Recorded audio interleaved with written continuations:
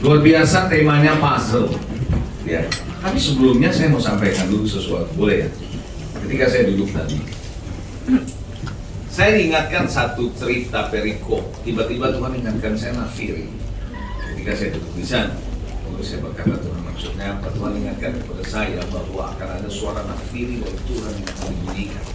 Dan ketika suara itu nafiri dibunyikan, lalu tiba-tiba Tuhan ingatkan saya cerita tentang 5 gadis yang bodoh dan 5 gadis yang bijaksana.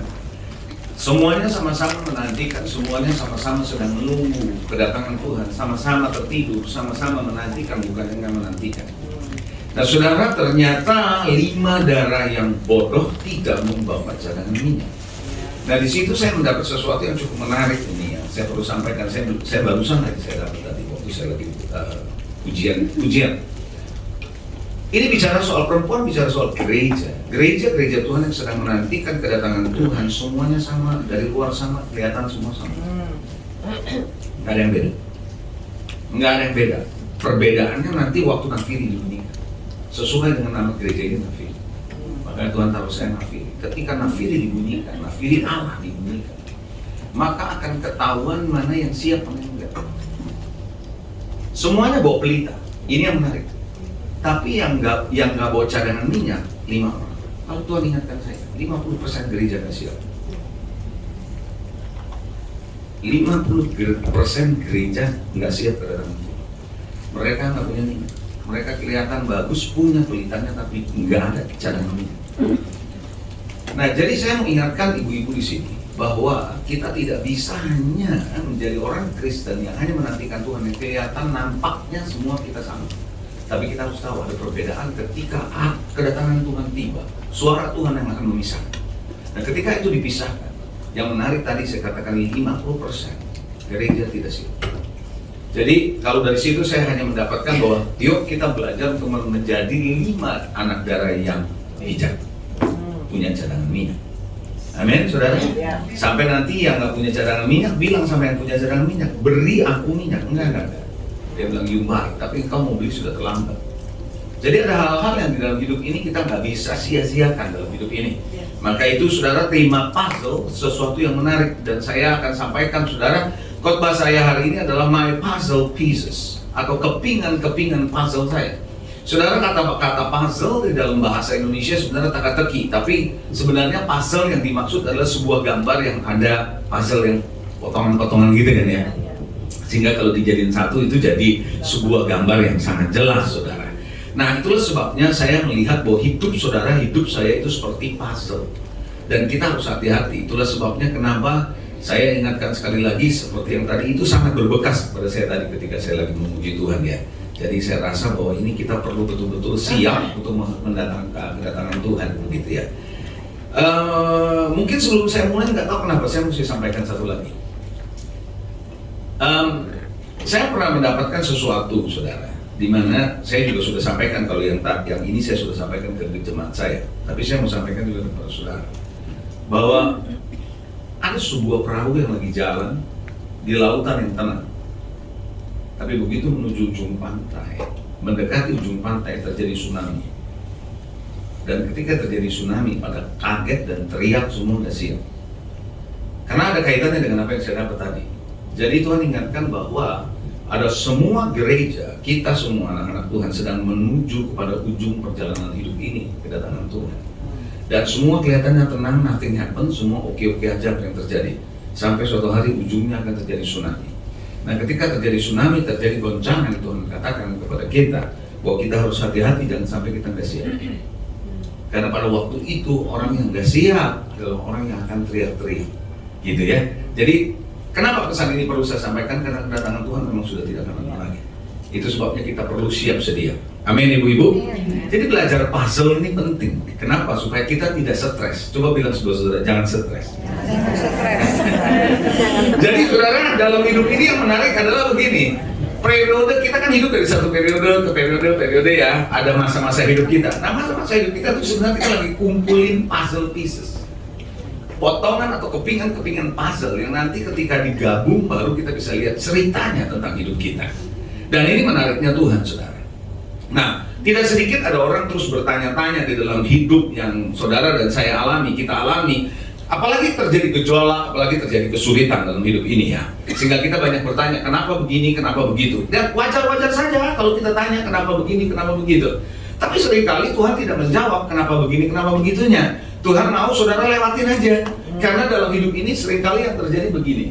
Kita tidak mengerti apa yang kita jalani, tapi Tuhan tidak menuntut saudara dan saya untuk mengerti lah. Tuhan tidak menuntut saudara dan saya untuk mengerti dalam perjalanan hidup ini. Enggak, tapi Dia mau kita tetap percaya sama Tuhan. Walaupun tidak mengerti. Betul saudara ya? Ada sebuah kisah di dalam cerita yang real, kisah nyata, seorang pendeta ketika anaknya mati, saudara ngalamin kecelakaan anak satu-satunya sematawayang pria. Dan dia berkata, kenapa Tuhan anak saya harus mati? Sedangkan ini anak adalah anak yang memang punya hati untuk melayani. Lalu dia hanya berdoa satu yang membuat waktu ada lagi ibadah di rumahnya, pendeta ini berdoa begini, Tuhan, aku tidak mengerti kenapa anak saya kau izinkan mati. Tapi satu hal yang aku minta, berikan aku kekuatan untuk tetap percaya sekalipun aku tidak mengerti. Jadi hari-hari ini saudara dalam menjalani hidup saudara ada beberapa puzzle mungkin Anda tidak mengerti. Mungkin Anda tidak paham, kenapa harus begini? Kenapa harus begini? Saya sudah berdoa, saya sudah aktif, saya sudah kembali ke perpuluhan, saya sudah ikut pelayanan, kenapa harus begini?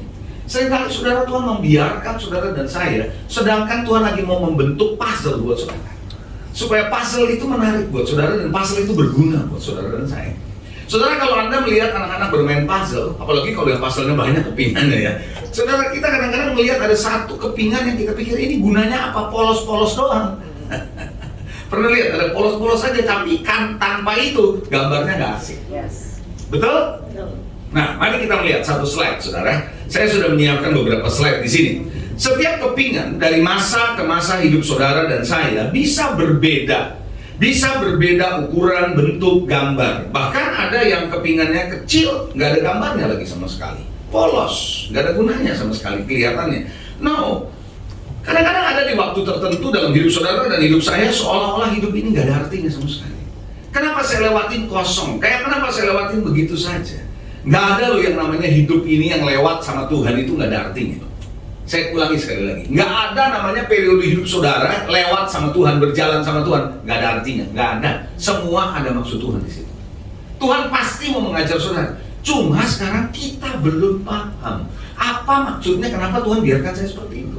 Sampai pada suatu ketika setelah kita lewati, maka ada ayat yang berkata, kita tahu sekarang Tuhan turut bekerja dalam segala sesuatu untuk mendatangkan kebaikan bagi orang yang mengasihi Dia. Kapan kita tahu? Kita tahu sekarang. Kapan sekarang? Setelah lewat. Kalau belum lewat, belum sekarang. Sekarang kita tahu artinya setelah melewati. Setelah melewati baru tahu kenapa Tuhan izinkan hal itu terjadi. Kenapa Yusuf harus lewatin semua proses itu. Sekarang dia mengerti. Itulah sebabnya kenapa saudara yang dikasih Tuhan, pengalaman-pengalaman ibu-ibu hari-hari ini dalam waktu-waktu sebelumnya mungkin adalah potongan-potongan puzzle yang kadang-kadang ada gambarnya, ada nggak ada gambarnya. Tapi nggak ada masalah, jalani aja bersama dengan Tuhan. Syukuri aja bersama dengan Tuhan. Katakan amin. Jadi itu penting buat ibu, supaya ibu-ibu tidak menjadi kecewa sama Tuhan. Hari-hari ini ya, orang bukan hanya kecewa sama pendeta dan gereja, tapi bisa kecewa sama Tuhan. Nah, ketika kita kecewa sama Tuhan, kita nggak akan pernah mau datang lagi ke gereja, atau kita nggak mau berdoa. Jangan sampai biarkan kita jadi kecewa sama Tuhan. Amin, saudara. Lewati bersama dengan Tuhan, maka Tuhan itu akan indah luar biasa. Makanya kan Anda bisa nyanyikan lagu The Goodness of God, gitu, ya kan? Itu lagu yang luar biasa itu ya, dahsyat itu, saudara. Nah, mari kita lihat slide berikutnya. Saya banyak teaching buat saudara hari ini ya, karena ini bicara soal puzzle. Hidup manusia, kita lihat slide saya yang berikutnya. Hidup manusia di dunia itu misteri. Coba bilang misteri. Karena Tuhan merancangnya untuk kekekalan. Itu sebabnya kita misteri. Kita baca dulu ayatnya. Amsal 25 ayat yang kedua. Kemuliaan Allah ialah merahasiakan sesuatu, tapi kemuliaan raja-raja ialah menyelidiki sesuatu. Jadi gini saudara, raja-raja di dunia tuh kepengen menyelidiki. Makin dia dapat apa yang dia selidiki, makin dia ngerti, makin dia tahu, dia makin hebat. Makin dianggap kamu hebat karena kamu banyak tahu. Tapi Tuhan punya kemuliaan, justru dia merahasiakan. Jadi saudara, kemuliaan Allah dalam merahasiakan berarti seringkali Tuhan merahasiakan sesuatu dari saudara. Nggak semuanya dibagikan oleh Tuhan kepada saudara dan saya. Itu sebabnya kenapa tadi saya bilang ada satu pendeta yang anaknya mati. Kenapa? Dia nggak tahu. Dia nggak tahu penyebabnya kenapa. Tapi itu adalah misteri. Nggak semua hidup ini kita bisa dapat jawabannya secara logis. Kenapa? Karena Tuhan mau saudara dan saya percaya sama Tuhan. Amin, saudara. Oh iya, kita nggak perlu tahu, saudara, bagaimana mungkin seorang yang bernama Abraham nggak punya anak udah begitu tua. Tuhan lagi mau mengajar bahwa di tengah ketidakmampuanmu, ketidakmampuan Sarah punya anak, toh aku bisa buat, toh aku bisa buka kandungannya. Jadi hari ini, saudara, Tuhan mau saudara dan saya, yuk kita belajar bahwa hidup ini misteri. Nggak semua kita bisa jawab. Kalau Anda tanya saya, nggak semua hidup saya bisa jawab kok. Sampai hari ini ada pertanyaan-pertanyaan tetap di dalam hidup saya. Tapi saya tetap membiarkan pertanyaan itu tanpa terjawab sekalipun. Yang penting saya jalan sama Tuhan. Tetap percaya. Ada amin? Ada satu ayat lagi, Ulangan 29 ayat 29. Di dalam slide saya ada, nanti kita akan baca. Hal-hal yang tersembunyi ialah buat siapa? Tuhan Allah kita. Tapi katanya, hal yang dinyatakan ialah bagi siapa? Kita dan bagi anak-anak kita sampai selama-lamanya. Supaya kita melakukan segala perkataan hukum Taurat ini. Jadi gini, kalau Tuhan sudah share satu rahasia buat saudara, kalau dia sudah jelaskan sama saudara, itu menjadi milik saudara, buat saudara dan keturunan saudara. Tapi ada bagian di mana rahasia itu dia keep, karena itu kemuliaan Tuhan. Jadi kalau kita mau mendapat rahasia itu, kita harus cari Tuhan. Kita harus mengandalkan Tuhan. Makanya dalam hidup ini kadang-kadang nggak selalu bisa dijawab. Nggak selalu bisa dijawab. Cerita lagi sedikit ya. Ini puzzle. Saya sampaikan begini. Suatu hari saya lagi melayani di Surabaya, di sebuah persekutuan. Habis doa, habis selesai, pemilik rumah bilang, Pak, Bapak bisa doain sepasang suami istri. Oh iya boleh, ayo saya doain apa? Dipanggil suami istri, duduk di depan, saya mau doain. Saya waktu mau doain, saya mesti tanya dulu dong, mau doain apa Bapak, Ibu? Dua-duanya nangis, nggak bisa ngomong. Jadi saya mau doain apa? Saya kan bingung. Mau ditanya dia nangis, ditanya nangis. Jadi saya tahu ini lagi sedih banget nih suami istri. Jadi akhirnya saya tanyalah sama pemilik rumah, ini suami istri kenapa? Lalu pemilik rumah yang ceritain sama saya. Baru saya tahu betapa beratnya hidup itu. Dia bilang, Pak, suami istri ini punya 3 anak. Mereka lagi liburan di satu tempat di Jawa Timur. Lalu 2 anak ini ikut berenang sama sama papanya di kolam renang. Sudah selesai renang, anaknya ikut papanya, mau dua anak laki ini ikut papanya ke kamar bilas. Tapi waktu jalan ke kamar bilas, anaknya bilang gini, Pak, aku ke mama aja ya, nggak ikut ke kamar bilas. Ya udah, masih kecil ya anaknya. Hati-hati ya, katanya gitu. Ya udah, karena kan pikir di tempat liburan, gitu. Resort anyway. Udah selesai papanya mandi. Menurut cerita pemilik rumah, setelah papanya mandi, samperin ke istrinya. Mana anak kita? Loh, bukannya pergi sama kamu? Tadi? Enggak, katanya dia mau ketemu kamu.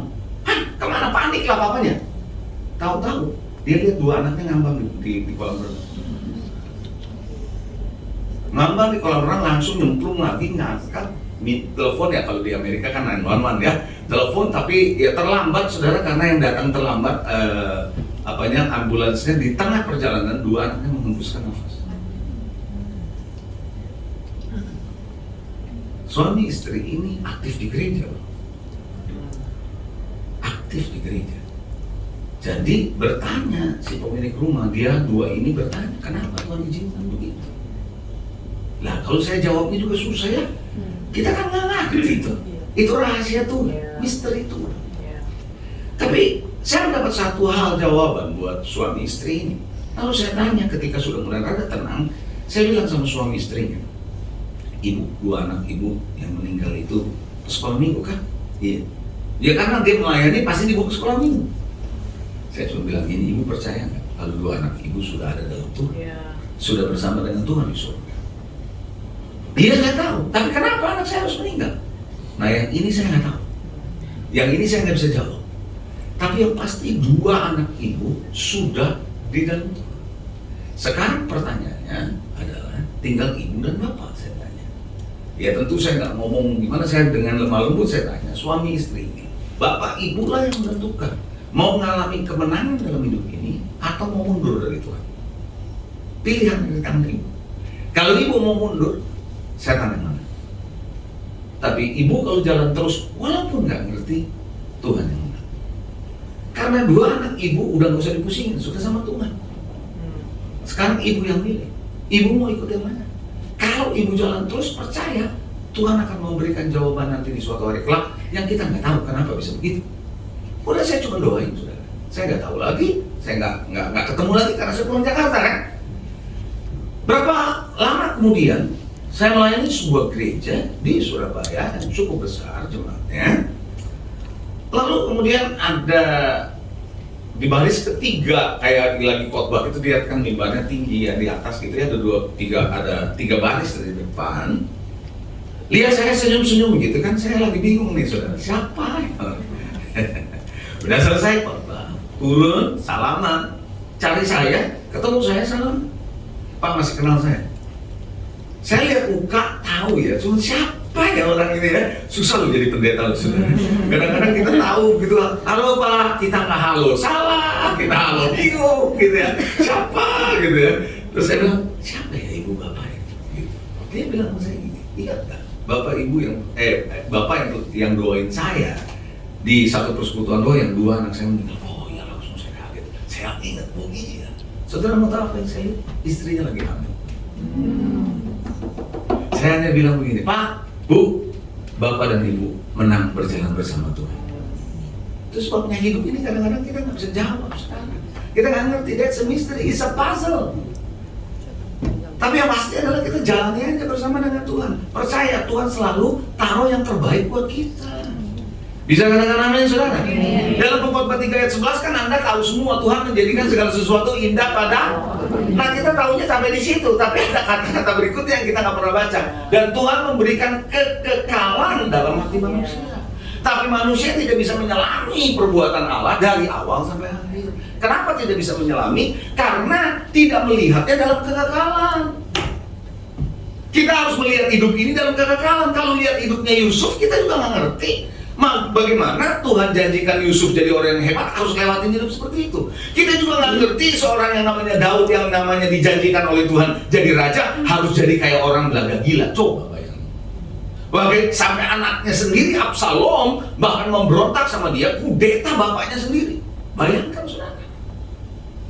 Apa kurangnya seorang Daud? Daud ini bukan orang yang neko-neko, dia selalu ambil kecapinya, nyembah Tuhan, cari wajah Tuhan. Bukankah itu dia dekat sama Tuhan? Tapi kenapa dia ngalamin seperti itu? Kita nggak pernah tahu, saudara. Itu sebabnya yang pasti adalah dalam hidup ini, dalam setiap periode hidup saudara, percayalah Tuhan mau pakai periodemu untuk mengajar sesuatu. Katakan amin. Karena kita mesti tahu satu hal, saudara. Kekristenan itu bukan cuma ibadah. Kekristenan itu bukan cuma melayani. Walaupun ibadah penting, walaupun melayani penting, tetapi kekristenan adalah perjalanan iman kita menuju pada keserupaan Kristus. Itu saja sebenarnya. Kalau saudara tanya saya, Pak, kekristenan itu sebenarnya apa sih? Simple jawabannya, cuma satu, menjadi serupa Kristus, itu doang. Lewat pekerjaan, lewat bisnis, lewat pelayanan, lewat kita punya kehidupan dalam rumah tangga, semua itu Tuhan pakai proses itu untuk menjadi serupa dengan Kristus. Cuma itu, bukan yang lain-lain cuma tambahan aja. Cuma kalau kita bilang aksesoris, tahu aksesoris ya, kalau ibu-ibu pasti tahu aksesoris. Nah, itu cuma aksesoris, tapi sebenarnya kekristenan itu utuhnya waktu kita ketemu Tuhan adalah serupa dengan gambaran anaknya. Bisa katakan amin? Itu sebabnya kenapa puzzle itu sangat-sangat kita perlu ketahui. Nah, mari kita lihat ada satu ayat yang menarik juga. Saya bagikan Ibrani 12 ayat yang pertama supaya ibu-ibu tahu ya, supaya belajar, gak usah khawatir dengan apa yang ibu lagi alami, sedang hadapi. Percayalah Tuhan hadir di situ. Ibrani 12 ayat 1, saya baca pelan-pelan. Karena kita punya banyak saksi, bagaikan awan yang mengelilingi kita, marilah kita menanggalkan semua beban dan dosa yang begitu merintangi kita, dan berlomba dengan tekun dalam perlombaan yang diwajibkan bagi kita. Coba bilang perlombaan yang diwajibkan bagi saya. Sekali lagi, perlombaan yang diwajibkan perlombaan yang diwajibkan bagi saya, berarti ada perlombaan yang tidak diwajibkan bagi saya. Ayo, benar apa enggak gitu? Kalau ada perlombaan yang diwajibkan buat ibu-ibu, berarti ada perlombaan yang tidak diwajibkan buat ibu-ibu. Yang penting ibu-ibu hanya menjalani perlombaan yang apa? Yang diwajibkan aja sama Tuhan. Jadi kita punya hidup nggak usah dibanding-bandingkan sama orang lain. Kalau kita nggak banding-bandingkan sama orang lain, kita akan enjoy hidup ini. Puzzle seperti apapun yang Tuhan bentuk, kita akan suka cita. Karena kita menjalaninya tidak mau serupa dengan orang lain, tapi serupa keserupaan kita adalah Kristus. Jadi saudara, kita ini menyamakan hidup kita bukan sama orang lain, bukan sama gereja lain, tapi sama Tuhan. Ketika kita melihat itu, maka puzzle kayak apapun yang Tuhan mau bentuk, kita akan syukuri. Katakan amin. Jadi saudara, itu sebabnya yang menjadi patokan, yang menjadi standar kita adalah Kristus. Coba katakan Kristus. Nah sekarang saya mau tanya sama saudara, perjalanan di padang gurun enak apa enggak? Hah? Enak apa? Menurut saudara ini jalan yang Tuhan mau? Apa bangsa Israel sendiri yang salah jalan? Sampai harus masuk padang gurun. Coba saya tanya. Saya tanya ya, ibu-ibu ya, perjalanan padang gurun kan nggak enak tuh. Menurut ibu-ibu, perjalanan padang gurun tuh kehendak Tuhan, mereka masuk ke sana atau salah jalan? Gara-gara dia jalan ngaco, akhirnya masuk ke sana. Yang mana kira-kira? Hah? Jalan Tuhan atau bukan?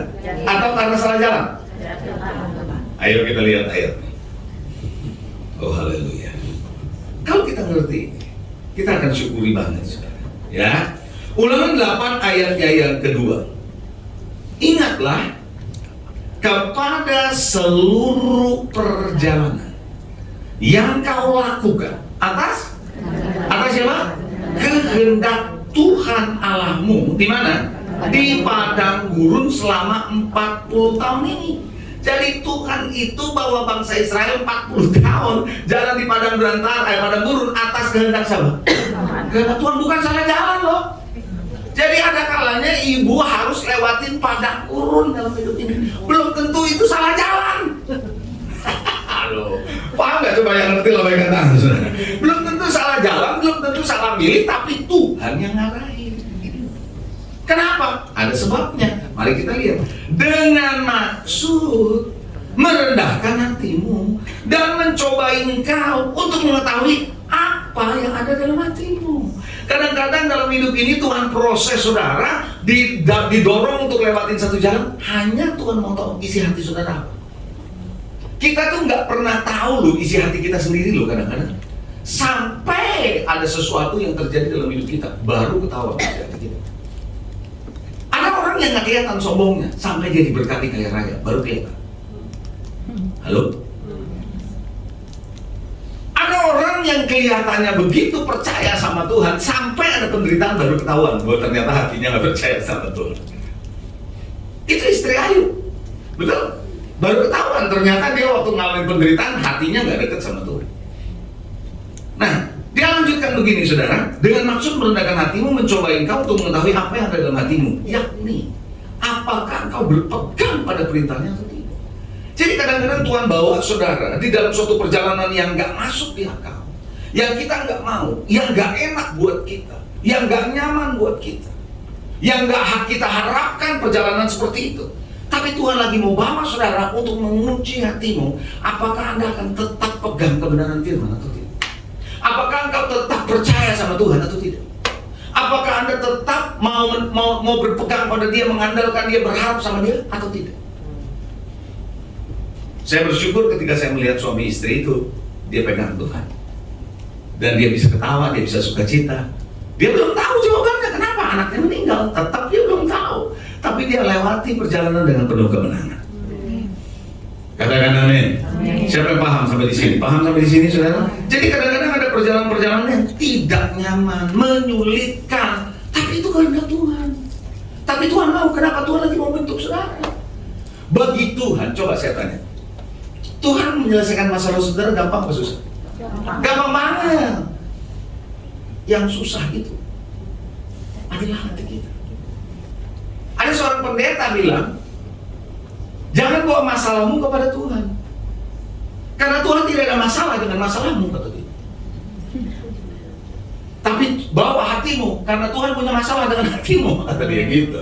Ini saya kutip omongan seorang hamba Tuhan. Karena itu bukan omongan saya, jadi saya kutip, saudara. Jadi Bapak Ibu Saudara, saya mau beritahu sama saudara, bagi Tuhan masalah saudara, masalah saya kecil. Tapi yang terjadi adalah hati kita yang perlu di-zinc, tahu di-zinc ya? Di-synchronize, perlu diselaraskan dari waktu ke waktu. Karena hati itu licik, nggak ada yang tahu hati itu. Kata Yeremia bilang begitu. Jadi hari-hari ini saudara lewat peristiwa, lewat hidup yang Anda alami, justru terekspos hati saudara. Nah disitulah Anda baru tahu isi hatimu sendiri seperti apa.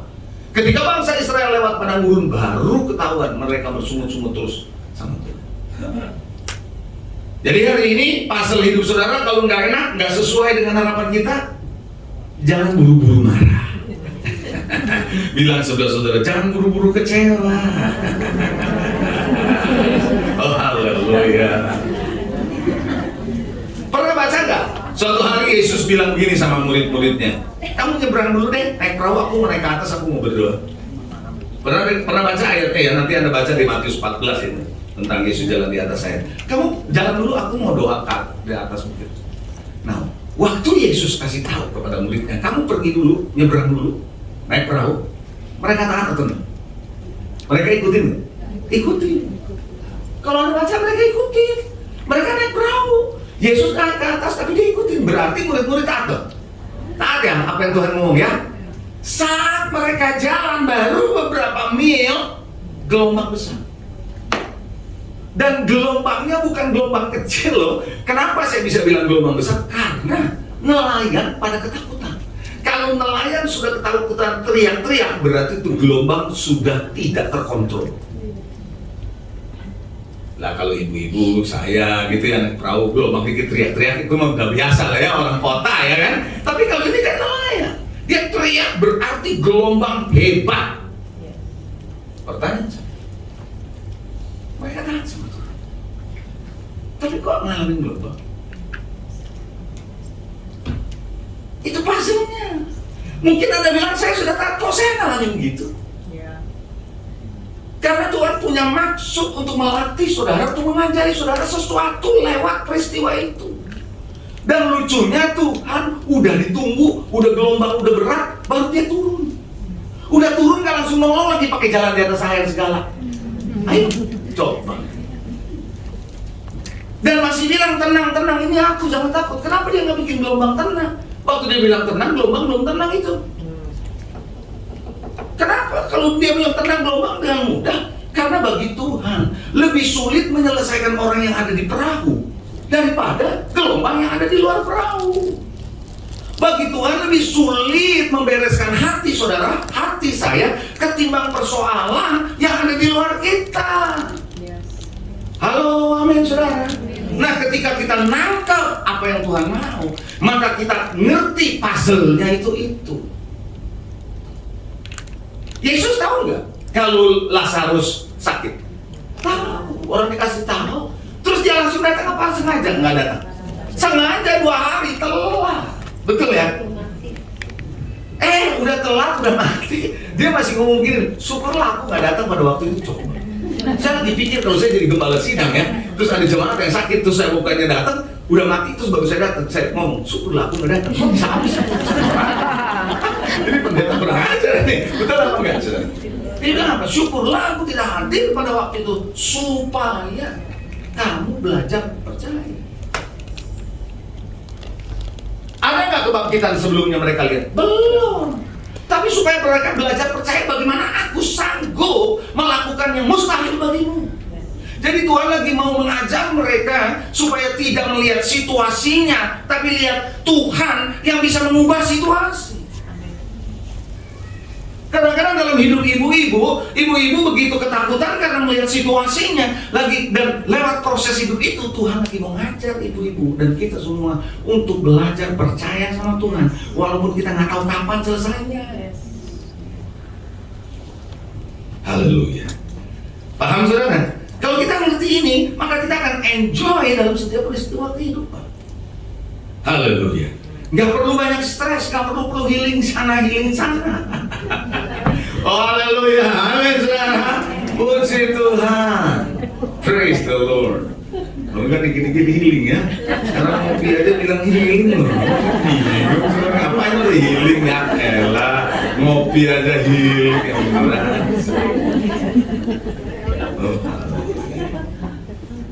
Ada satu lagi kisah, saya mau ajak saudara lihat gini. Kadang-kadang puzzle yang kita mengerti itu bukan puzzle waktu kita diberkati. Waktu kita diberkati gampang ngerti. Tapi waktu sulit kita susah untuk ngerti puzzle itu. Dan saya waktu dapat tema puzzle ini, saya bilang, wah ini luar biasa nih. Nah saudara, ada satu ayat yang menarik. Keluaran 14, yuk kita baca.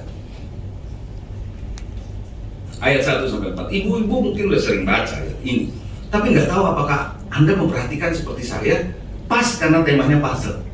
Kita baca, Keluaran 14 ayat 1. Berfirmanlah Tuhan kepada Musa demikian. Katakan kepada orang Israel supaya mereka apa? Balik kembali dan berkemah di depan Pi-hahirot antara Migdol dan laut, tepat di depan Baal Zefon. Berkemahlah kamu di mana? Di tepi laut. Saya berhenti sebentar. Atau saya terusin dulu. Maka Firaun akan berkata tentang orang Israel, mereka telah sesat di negeri ini. Coba bilang sesat. Sesat. Padang gurun telah mengurung mereka.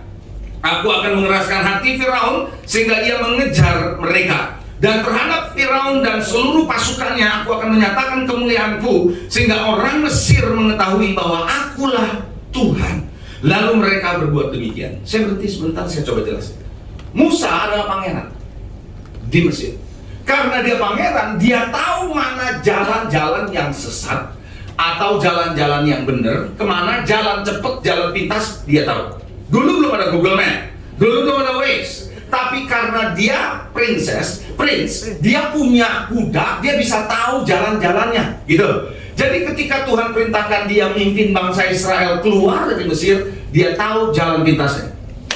Betul atau tidak? Dia pasti bawa jalan pintas. Tapi yang menarik ini, waktu dia bawa jalan pintas, Tuhan bilang sama Musa, Musa, suruh mereka balik. U-turn. Coba bilang U-turn. Kalau U-turn kan udah jalan balik lagi tuh ya. Ya kan gitu. Seringkali hidupmu dan hidupku U-turn. Oh come on. Hidupmu dan hidup saya kadang-kadang udah jalan U-turn. Ini U-turn lo ngapain? Dan menariknya Tuhan bilang, berhenti kamu di tepi laut, berkemah di sana. Saya tanya, kira-kira Musa akan mikir, ini sesat ini. Kok kesini? Lah bangsa Mesir kalau ngejar kita mati dong. Betul nggak? Nggak ada jalan ini. Di tepi jalan, di tepi laut, ngapain? Tapi bangsa Israel lakukan. Tahu nggak saudara kenapa Tuhan lakukan itu? Bahwa Tuhan lagi mau menyatakan mukjizatnya justru di saat-saat saudara dan saya kepepet. Justru Tuhan mau menyatakan kebesarannya ketika saudara sudah tidak tahu jalannya seperti apa. Kadang-kadang justru di saat saudara udah nggak bisa apa-apalah, di situ Tuhan akan nyatakan kuasanya. Tapi kalau kita merasa kita masih bisa, ya udah.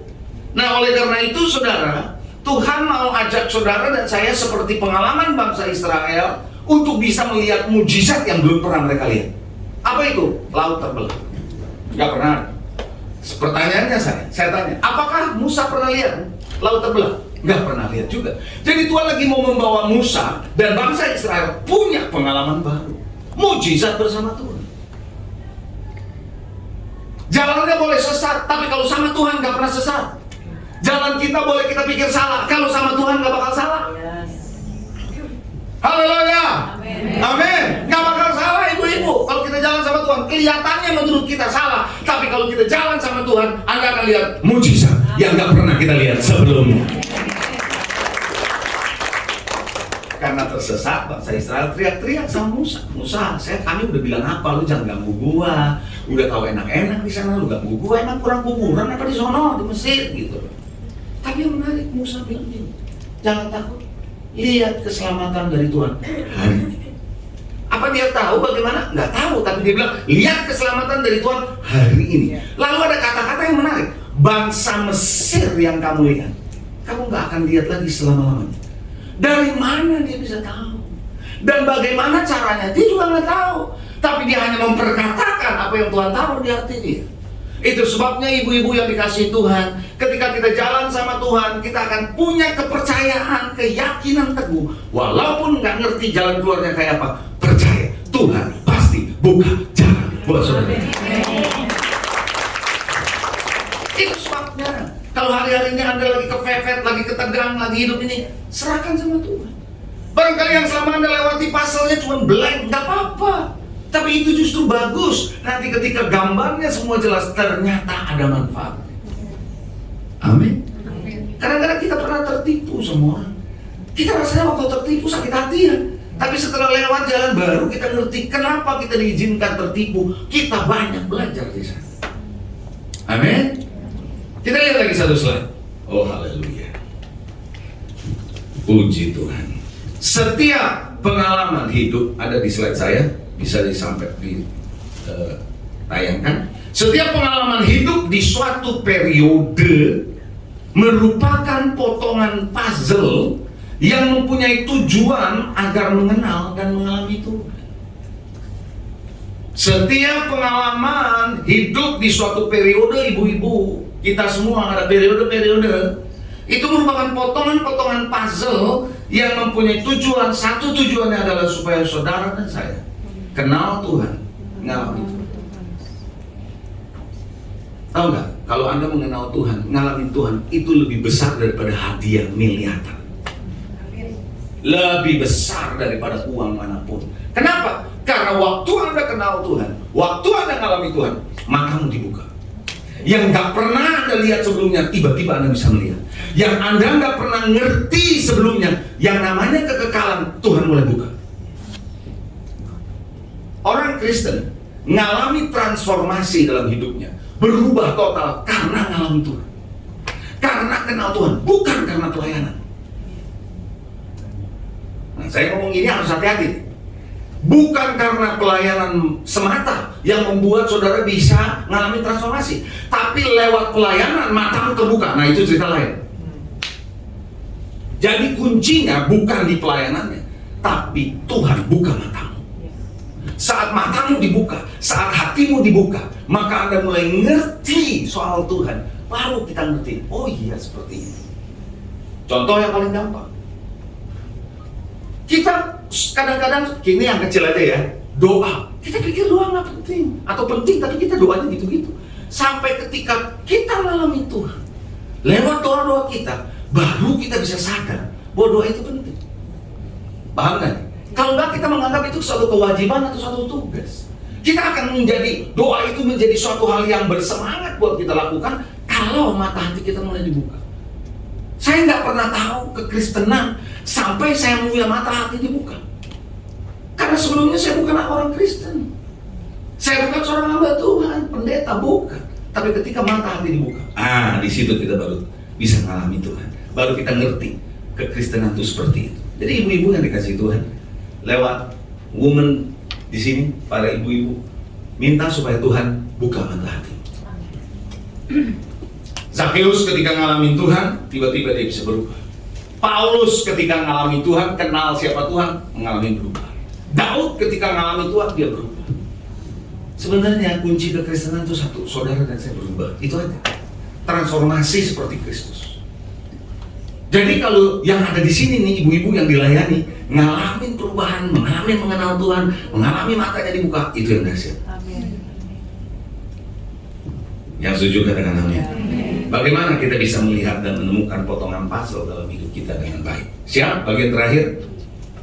Yang pertama, percaya dan mengenal Tuhan secara benar. Itu number one. Percaya dan kenal Tuhan secara benar. Tadi kan saya udah bilang, saya udah cerita, saya nggak perlu cerita lebih jauh poin satu ini. Kita boleh nggak ngerti, tapi kita harus tetap percaya. Ketika kita tetap percaya, kita mengenal Tuhan kita, maka kita akan menemukan pieces, kita akan ngerti kenapa Tuhan izinkan ini terjadi. Apa sebabnya saya harus lewatin ini? Kita akan ngerti. Kenapa saya harus hadapi ini? Kenapa tantangan ini harus terjadi? Maka kita diajar oleh Tuhan karena kita percaya sama Tuhan. Saudara, ketika saudara bisa percaya sama Tuhan, saudara akan mulai bisa mempercayakan hidup saudara sama Tuhan. Coba saya mau tanya. Anak-anak pasti percaya sama orang tuanya. apalagi yang belum bisa cari uang ya, masih sekolah ya, percaya sama orang tuanya kan? Dia bukan cuma percaya, tapi dia mempercayakan masa depannya sama orang tua. Jadi orang tuanya yang mengarahkan dia tentang masa depannya, betul nggak begitu? Ibu-ibu, bapak-bapak. Saat kita percaya dan kenal Tuhan, nah ini kuncinya. Saat kita percaya dan mengalami Tuhan, kenal Tuhan, kita berani mempercayakan masa depan kita kepada Tuhan. Kita nggak pernah tahu apa yang bakal terjadi tahun depan. Kita nggak pernah tahu apa yang bakal terjadi di 2 tahun yang akan datang. Tapi kita betul-betul percayakan masa depan kita. Artinya, kita nggak tahu apa yang bakal terjadi, tapi kita jalani bersama dengan Tuhan. Kita tahu Dia pasti memberikan yang terbaik. Kita nggak akan mudah gelisah. Kita nggak akan mudah menjadi khawatir, takut, cemas, enggak. Walaupun itu ada, tapi Daud berkata, di saat aku takut, aku percaya sama Tuhan. Pagi hari ini, kalau ibu-ibu mau tahu puzzle apa yang Anda lagi lewati di hari-hari ini, percaya dan kenal Tuhan. Coba bilang sama saya, percaya sama Tuhan. Percaya sama Tuhan. Kenal sama Tuhan. Kenal sama Tuhan. Kalau kita kenal Tuhan, kita percaya sama Tuhan, iman kita yang akan menolong kita untuk tetap kuat melewati hidup ini. Yang membuat saudara dan saya bisa tetap kuat bukan karena kita punya teman. No, tapi iman kita sama Tuhan. Doa-doa kita itu penting. Katakan amin. Amin. Yang kedua, mengalami kasih Tuhan. Itu adalah yang kedua. Mengalami kasih Tuhan. Oke, soal kasih Tuhan ini menarik. Ya, nanti habis dari sini saya harus berangkat karena di gereja saya ada retreat untuk kapuk di gereja. Temanya keren, saudara. Love never dies. Saya bersama istri akan berangkat dengan beberapa tim. Dan waktu saya mempersiapkan itu, saya share sama saudara duluan ya. Cinta atau kasih tidak pernah Anda temukan dalam pernikahan. Saya ulangi ya, supaya jangan kecewa. Cinta atau kasih tidak akan pernah Anda temukan dalam pernikahan. Kenapa? Karena adanya di dalam Tuhan. Ngerti gak? Coba saya ulangi sekali lagi. Sampai ibu-ibu ngerti nih. Kalau nggak salah nanti bisa ribut di pernikahan. Cinta atau kasih tidak bakal kita temukan dalam pernikahan. Sebab adanya hanya di dalam Kristus. Kalau Anda ketemu Tuhan, pernikahanmu bahagia. Itu dia yang penting, saudara. Jadi saudara, kasih Tuhanlah yang membuat kita paham tentang hidup ini. Kalau kita berdosa, kita hidup rusak, lalu karena kasih Tuhan kita diubah, kita akan mudah mengerti hidup orang yang berantakan. Betul? Karena kita pernah mengalami kasih Tuhan. Maka kita tahu puzzle hidup orang lain seperti kita punya puzzle sebelumnya yang Tuhan singkapkan. Makanya ibu-ibu yang dikasih, cari kasih Tuhan. Itu jauh lebih penting daripada kasih manusia. Halo? Di sini ada yang bisa bahasa Mandarin? Ada yang bisa bahasa Mandarin? Coba angkat tangan kalau bisa. Ada yang bisa nggak? Enggak ya? Taunya wah ini. Wah ini nih Aiwo ya. Kalau Anda lihat orang menikah, selalu ada tulisan tuh, double happiness, Swansea. Itu kalau tulisan itu dibelah dua, kiri sama kanan sama loh. Artinya bahagia sama bahagia. Ketika dijadiin satu, double happiness. Betul. Orang Chinese tahu kalau mau menikah, satu sama satu, satu-satunya masing-masing harus bahagia dulu.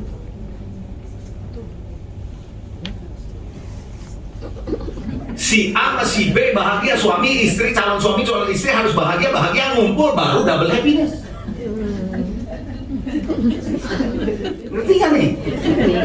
Lah kita orang Kristen terbalik. Kita nikah mau bahagia lewat orang ini, nggak bakal dapet.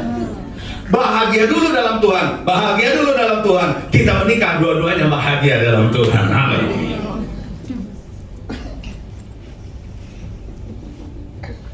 Kenapa? Kasih Tuhan yang mengubahkan saudara.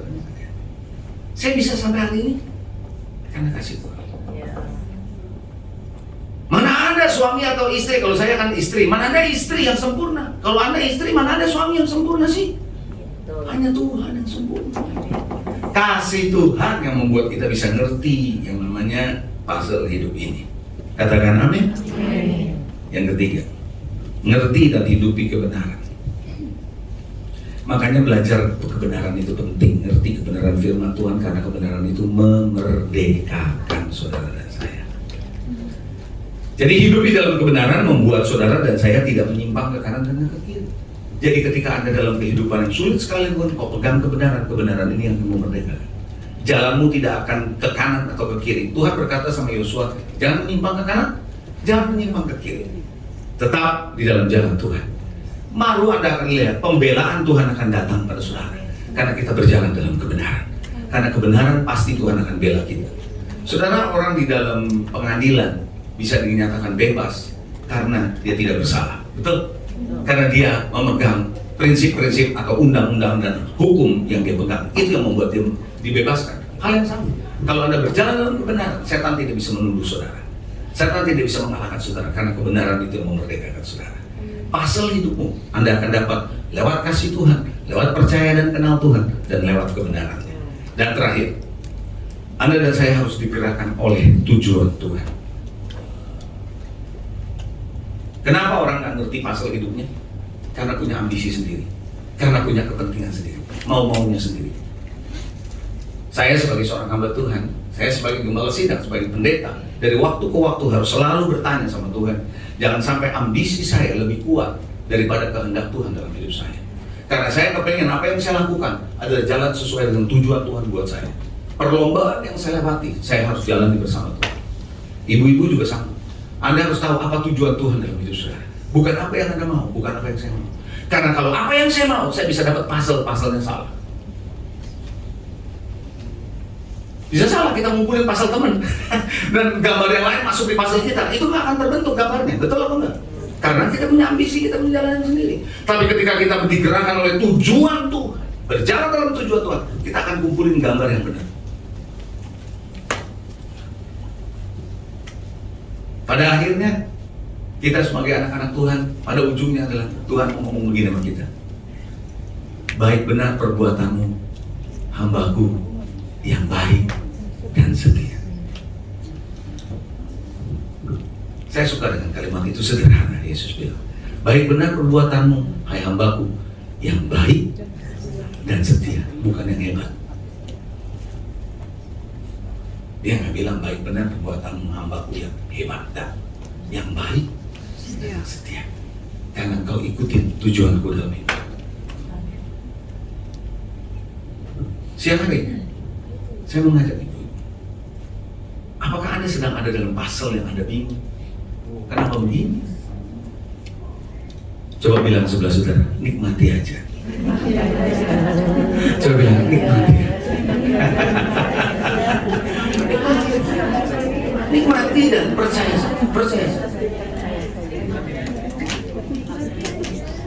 Haleluya. Ada amin? Mari kita bangkit berdiri. Arahkan hati